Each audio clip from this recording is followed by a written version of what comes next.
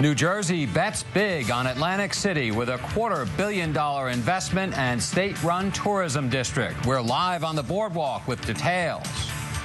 I'm Jerry Henry in Atlantic City, where the state announced its plans for the new casino district here. I'll have reaction. It's an historic day for Atlantic City. Governor Christie signs a major rescue package for the struggling gaming mecca. It includes a state-run tourism district to revitalize the boardwalk city that's been bleeding huge losses in recent years. Yes, New Jersey rolls the dice and goes all in Atlantic City, $250 million worth. That's to get the long-stalled Revel Casino project up and running again. And for good measure, the governor also signed legislation giving the state control of the tourism district, a move that's got the mayor up in arms. Now, we have team coverage tonight, and we begin with Jerry Henry, who's standing by live on the boardwalk with more. And Jerry, quite a day down there in Atlantic City today. That's right, Jim, and you're right. An historic day here in Atlantic City as the state makes a major investment, not just with money, but with some sense of direction. In fact, some feel it's the biggest thing to happen here since gaming came to town in the late 70s. Zachary Fink has more. Governor Christie signed two pieces of legislation aimed at modernizing Atlantic City.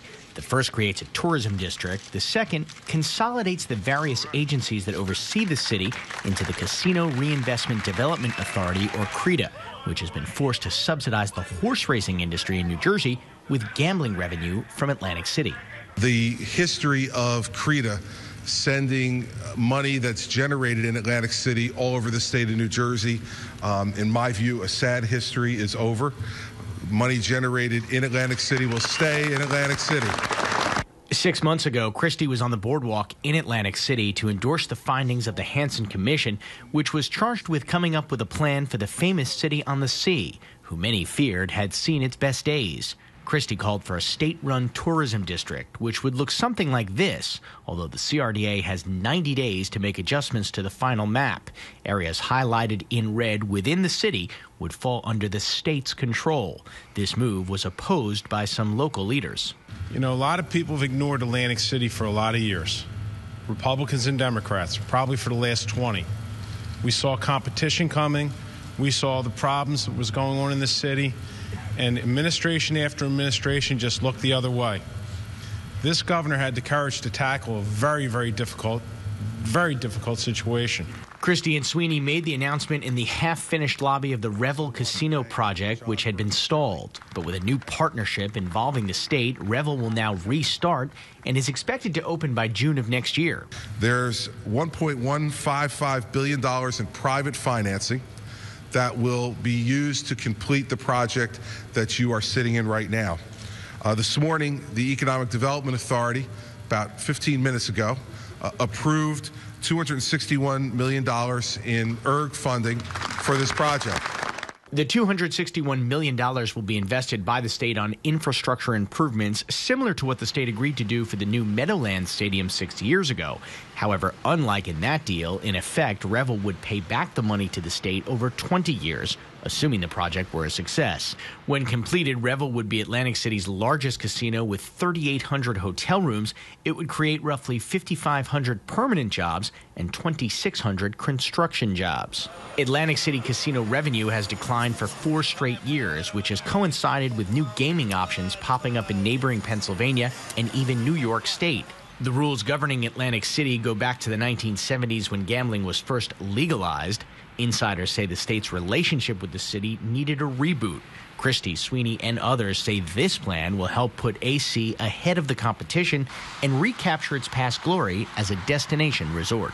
Well, because we're going to be offering things in Atlantic City that Pennsylvania and New York can't offer. The first is right out that window, the Atlantic Ocean. And so, you know, as hard as they try, they can't move that. So that's, you know, we have to offer the things that are Atlantic City's advantages in a new competitive marketplace. Zachary Fink, NJN News. Now, not everybody is happy. Noticeably missing today was the city's mayor, Lorenzo Langford. He's been highly critical of the plan. He doesn't think city officials have had enough input. Atlantic City Mayor Lorenzo Langford wasn't available for an on-camera interview, but did talk to us by phone. He says his three main problems with the new tourism district remain the same. Mainly, the geographic boundaries of the district excludes traditionally black neighborhoods in Atlantic City, while it includes traditionally white neighborhoods. He likened the system to apartheid.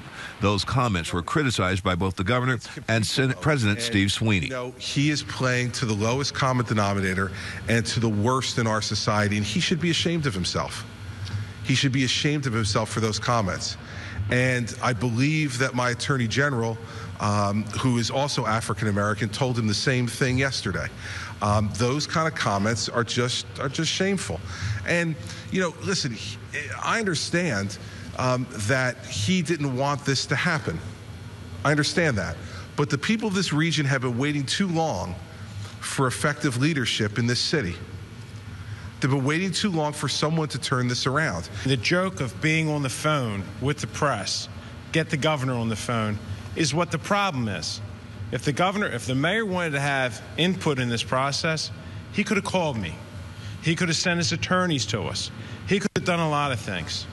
Enough of the racial baiting, enough of the grandstanding. This city needs leadership. Langford also says zoning will be taken away from city officials, and they will also have to create a new police division that will service the new district. This, he says, after having to lay off 60 cops. Meanwhile, other functions will be transferred to the Casino Reinvestment and Development Authority, like the Convention and Visitors Authority, which is currently headed up by Jeff Vassar. You know, Atlantic City Convention and Visitors Authority will become a division of the new revamped CRDA, so we'll still be doing what we do. Our staff is still in place.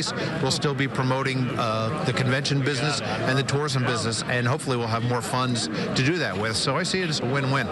Experts say now the question is, will the changes work, or will they end up being another failed experiment in urban redevelopment? It's a start, and it is a good faith effort, I believe, on the state's part to come in and say, okay, we'll give you the help that you need if we can. But again, at the end of the day, whatever the state does, whatever the city does, whatever the casino industry itself does, they're going to have to be competitive. They're going to have to bring people in, and ultimately, it's the consumer who's going to decide whether this works or not works. Now, state officials say you'll see a change here immediately as work begins once again on the Big Revel project, which they hope will be complete by May of next year. I am Jerry Henry, live in Atlantic City. Jim, back to you. A big day there in Atlantic City, however you slice it. Thank you, Jerry.